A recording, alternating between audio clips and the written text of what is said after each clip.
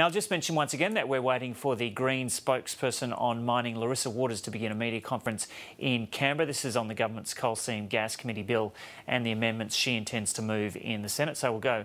It looks no, we'll go there. Oh, she's stepping up now. So this is Larissa Waters. She's a Green senator from Queensland. Thanks very much for gathering here today. We're just at the moment having a Senate inquiry hearing into the government's bill to set up an independent committee on coal seam gas and large coal mining. Now, the committee is a very welcome step forward, but unfortunately it's only a very small step. Now, as I've said many times before, unfortunately this committee will be a bit toothless because it's set up to advise the states on an issue that they don't have to actually act upon. They simply have to take the advice into account and then they can ignore it. And unfortunately the federal minister also doesn't have any power to act on the advice of the committee because he doesn't have the power to act on water under our federal environment laws.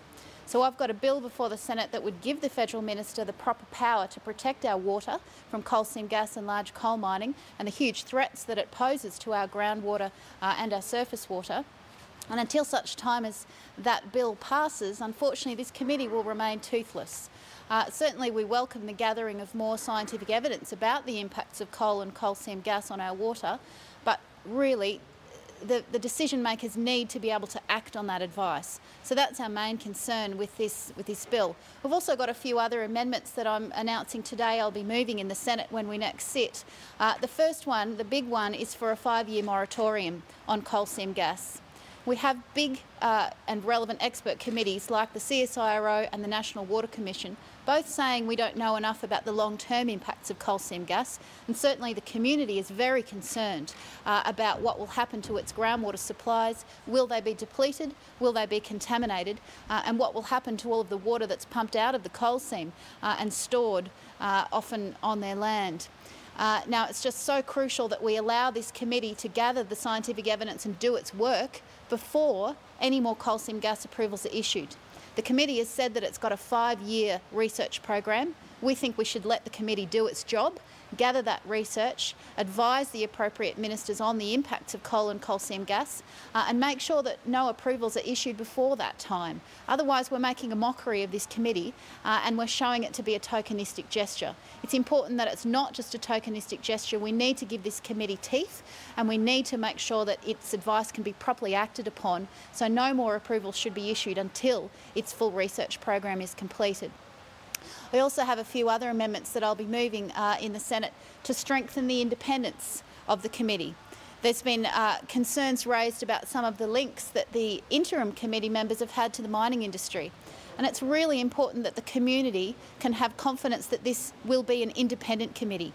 Now, there's some provisions in our laws already that go some way towards requiring the committee members to disclose conflict of interest. We think that's a good start, but we really think the public needs to know about any potential conflicts of interest. So I've got some amendments there that will require those minutes to be published so that members of the public can see exactly what interests these committee members have in the mining and coal seam gas industries. That's a really important public accountability mechanism, and it's a safeguard against inappropriate linkages between industry and this so-called independent committee.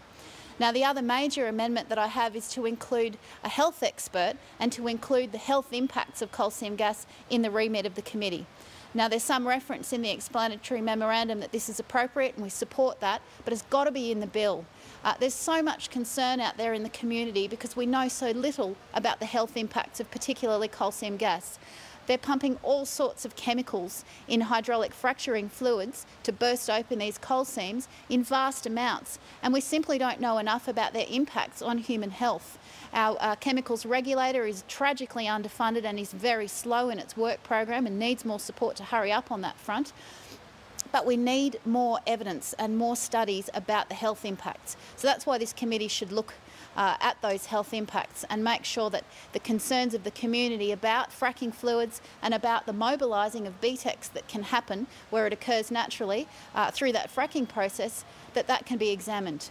So we need to strengthen this committee, make it truly independent, ensure it can look at the human health impacts and ensure that its work isn't going to be sidelined by approvals just rolling on out while it does its 5-year work program.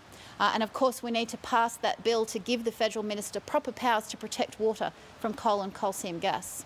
So I've just put some of those suggestions to the first lot of witnesses in a committee inquiry hearing, and they've been very supportive of them. So I'm hopeful, we have a very good chair in this committee, I'm hopeful that the chair will be listening carefully to the community and the concerns, and will be considering amendments to the government's bill, or indeed considering supporting my amendments that I'll be moving in a few weeks.